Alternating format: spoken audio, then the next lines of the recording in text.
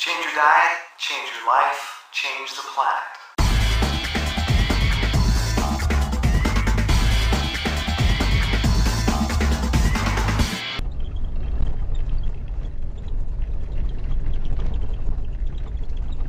So I'm driving up to Woodford, where I am right now, to do a snowshoe run, and I realized that I need gas. So the route into town has a fork. If I go right, that's a shortcut to Woodford. If I go left, it takes me right into the center of town and gas stations. So I remind myself, remember to go left so you can get gas.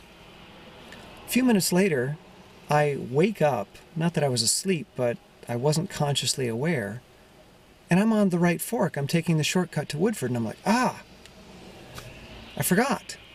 So I have to turn the car around, go back into town, and get some gas. We do this a lot in life. We give ourselves instructions on how to do something or why to do something. This is important. And then we do something entirely different because we're running on autopilot. We're running on a pattern. It's like, Woodford, okay, subconsciously I know, my hands and my feet know, okay, Woodford is this way, so just keep turning right-hand turns, and I'll get to Woodford. And it completely ignored the instruction, the coaching. The coaching was, turn left, get gas. Because if you don't get gas, you're in trouble. You're going to be in the middle of nowhere out of gas without a cell phone because there's no cell reception up here. That would be bad. So I missed the instruction. And it makes me think back to when I was a high school ski coach back in the 90s. And I would often give the kids technique instruction. We spent a lot of time working on technique. And I would tell them what to do, I would show them what to do, and then they wouldn't do it. And I'd tell them what to do, I would show them what to do, I'd even, have them get their body into that position. Okay, now repeat it, and they wouldn't do it. And we would do this for months and months and months, and finally maybe they would get it. But they had this preconditioned way of moving their body, and even though consciously they would like to change, subconsciously, they weren't allowing themselves to change. They were running on autopilot. And it was really frustrating. And it taught me a great deal about patience.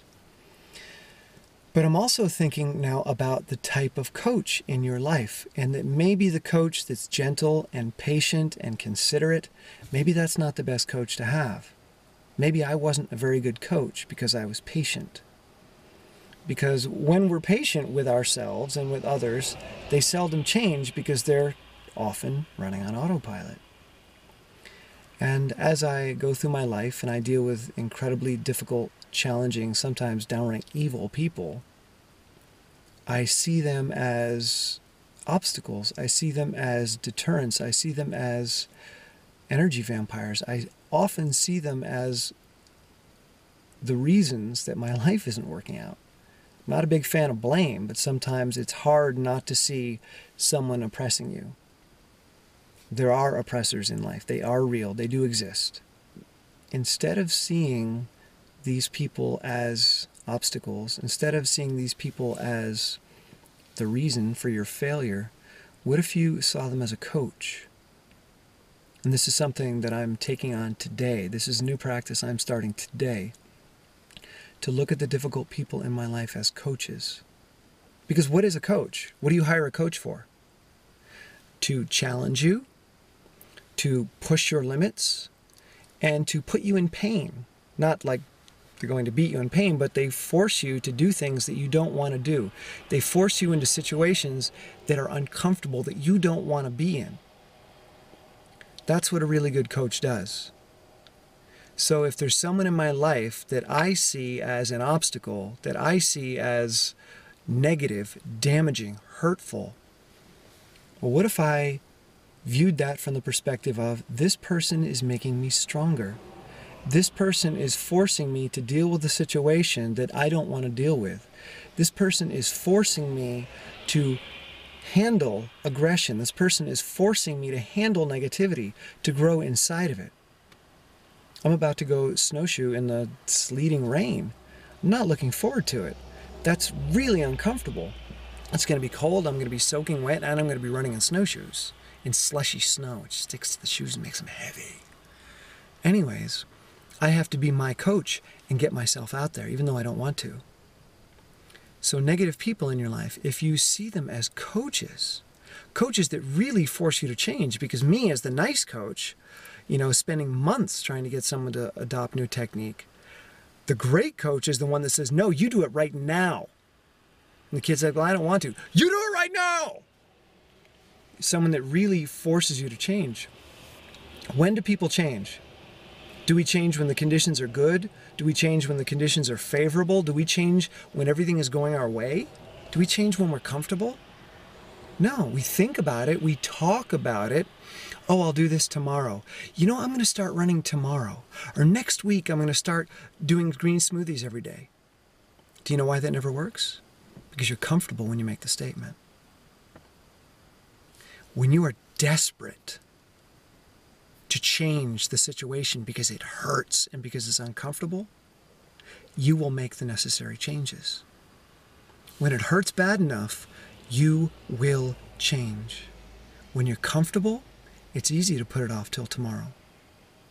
So those negative people in my life, the hurtful, damaging people, they're forcing me to change. They're forcing me to grow. Rather than running away from them and saying, oh, they're to blame and my life is horrible because of these people, I can now say, wow, I've got a really good coach for free right now. So think about the worst people in your life as the best coaches, because these are the people that are going to push you the hardest. These are the people that are going to hurt you the most, and that's where the growth is going to be. And I'm not telling you to seek out negative people. I'm not saying that at all. I'm not telling you to seek out people that want to hurt you. I'm telling you that if you have people like this in your life, instead of being disempowered by them, see them as an opportunity to grow. See them as a challenge for growth.